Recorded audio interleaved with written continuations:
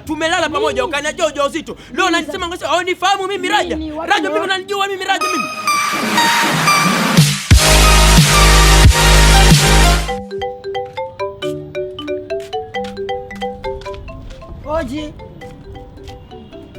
Oji. Karibu jamani, nani mwenzangu?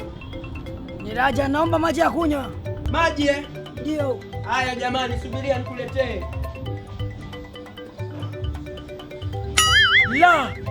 La hana sumaka.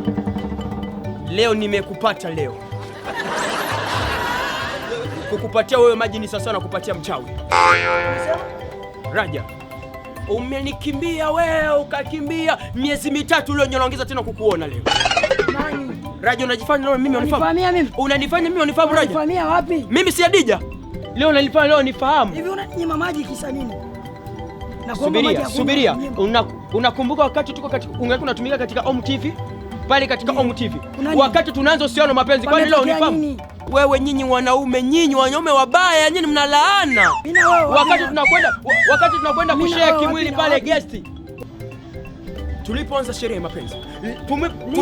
Tumelala pamoja ukaniachia ujauzito. Leo unasema ngoja unifahamu mimi Raja. Raja mimi unanijua mimi Raja mimi. Unanijua kweli mimi? Lazima uniheshimu kama tumesheria tendo la ndoa mimi. Nakuheshimu kwa sababu ya mimba, sikuheshimu kwa sababu mimi nimeshirikiana huyo. Wapi na wapi? Miezi mitatu sasa sikuoni. Bongo yako. Upo? Niache alala na mwanamke. Tangu nizaliwe. Umelala na mwanaume? Kwani mimi mwanaume? Kwani mimi mwanaume na matiti? Mwanaume anapeleka ujauzito? Baba hapa patoki mtu. Upo nyonyo? Hapa patoki mtu baba. Nimekutafuta. Sawa? Nimekutafuta. Nimeshazunguka. Nimeshakupigia simu kwenye marafiki zako. Hata Home TV na Joshua wanaitwa mapenzi mimi na wewe. Leo unanivati kwa sababu unataka tatarika papa kama mbata mbeko nakula matope.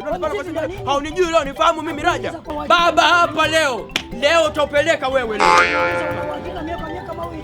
Ujauzito ni wako kwako, ndio maana ukanibebesha. Kwa hiyo haujui vipi tulifanya mapenzi kwenye guest? Haujui leo unanikana leo? Nyinyi wanaume nyinyi wabaya nyinyi. Hii mimba kama yangu mimi. Kama unajua ni yangu mimi. Atoe. Leo Raja hapo umeingia cha kike leo. Wewe mimi unifahamu. Raja njoo.